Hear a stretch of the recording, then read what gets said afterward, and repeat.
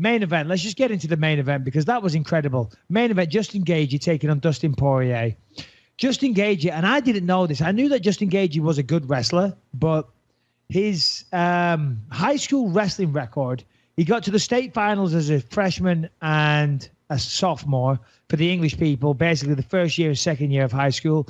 And then in his last 2 years of high school, he won the state championship as a junior and a senior. To achieve that is unbelievable, to be that good of a wrestler. It's incredible. And he even said that he was going to use his takedowns in this fight. We interviewed him at the Wayne show, and he said, yeah, for sure. He said, I've got to mix it up. Because I don't know if you've seen Justin Gaethje's other 2 fights in the UFC. Just absolute wars.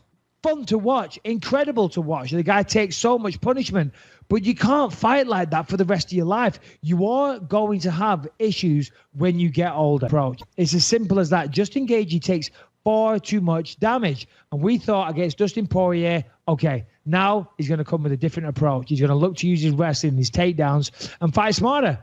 But the fight came, and once again, not even a single takedown attempted, which is crazy. He just walked forward, took a ton of punishment. He dished out his own punishment as well, don't get me wrong. It wasn't a one-sided fight. Dustin Poirier looked a mess afterwards. But I was just completely baffled that Gaethje never attempted a single takedown.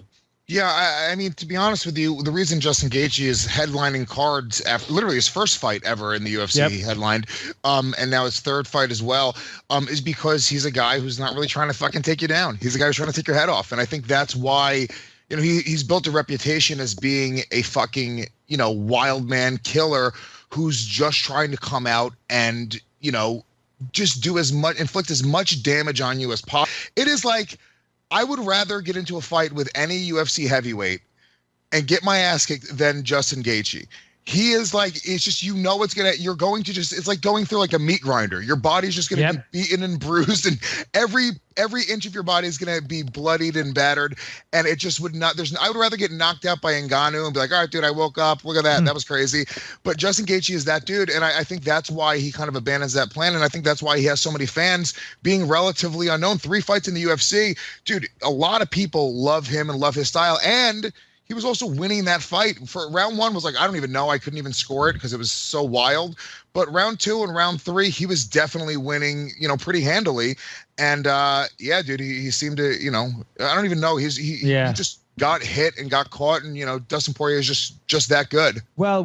To be honest, I do disagree with you there. I thought round 1 and 2 were Dustin Poirier's, 3 was Gaethje's, and of course it was stopped in 4. Just switching gears to Dustin Poirier for a second, I gotta say, I have never seen Dustin Poirier look that good. His boxing Saturday night was absolutely incredible. He was throwing 10, 12, 15 punch combinations. And you don't really see that in the UFC because obviously if you stand in the pocket with another MMA fighter and you throw long combinations like a boxer will do, you'll be grabbed. They go into the clinch. That's generally why you don't see that. If you stand in front of someone, 1, 2, left hook, and you're throwing all this, and let's say you're landing with the shots, because you can grapple, they will either shoot a takedown or they will look to clinch if you connect. That's why, as I said, that's why you don't see it. But Justin Gaethje, being the absolute gangster that he is and not being a pussy and just like a guy that will stand there and go toe-to-toe in the true meaning of the word, that didn't happen, and it allowed Poirier to put together these long, beautiful, fluid combinations. As I say, some of the best boxing I've seen in the UFC. Fantastic performance by Dustin Poirier as well, and my hat goes off to that guy. He joined us on the desk afterwards and had some good words to say about Gaethje, and he is a man on the mission, and I myself draw a lot of parallels with Dustin Poirier because he was talking about how he's been in the UFC now for 10 years. He's got close to the belt a few times and lost some key fights. Obviously, he fought Conor, lost that one. Then he was doing well. I think it was, who else beat him? I think it was Michael Johnson. I might be wrong on that. But anyway, he lost another key fight. And now here he is again now. He beat Anthony Pettis. He beat someone else. He had a no contest with Eddie Alvarez, but he was winning that fight. And now he's just beat Justin Gaethje. You got to think he's got to be close for a title fight. Last week we saw Khabib. Go on. Yeah, well, I was going to say, I think he's definitely close for a title fight. I know that he called out Khabib after the fight. And to speak to your point about, the way we saw Dustin Poirier in this fight, I think that, I think Justin Gaethje almost has to bring the best out of most fighters. If that guy's going to come at you, I almost like it's like I almost use this analogy in life. It's like you want to see who somebody is as like a man. Watch them when their back is against the wall, and you know they have fucking so many problems. You know, life is fucking really weighing on their shoulders. The relationships are falling apart. They lose their job, whatever it is. Look at that guy and how he reacts in that moment, right? I think that's a measure of who somebody is as a man. And I look at somebody like Justin Gaethje, who's going to just bring hellfire at you. He's going to, I feel like, bring the best out of anybody you put in front of him. And I think that we saw the best Dustin Poirier for that reason. Yeah, absolutely. And you're completely right. I really agree with you when you say that, you know, whether it's an MMA fighter or just a man in general, seeing how they deal with adversity says a volume about them, says so much about them, because it's easy. It's easy to go out there if you're better than your opponent, right, and put a beating on them and to use them as a human punch bag.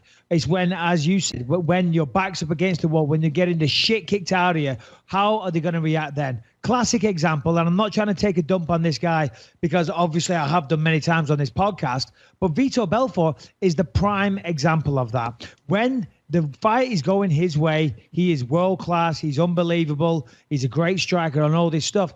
As soon as he meets a bit of adversity, he folds. He throws the towel in. He looks for a way out. He lies on the floor and he covers up. He's terrible. He cannot deal with it. If it's a back and forth fight, he finds a way to get out of the fight. Simple as that. Whether it's letting him knock him out or the referee stop the fight, he does not deal with adversity well. Uriah Hall, there's another one. Perfect. When the fight starts, goes out there, puts it on people. If it comes back to him, doesn't deal with it too well. So, yeah, completely agree with you there. But Dustin Poirier, I mean, he said he wants to fight for the title. I think because of what happened last week, you got to think that maybe he gets it, because obviously Tony Ferguson had surgery last week.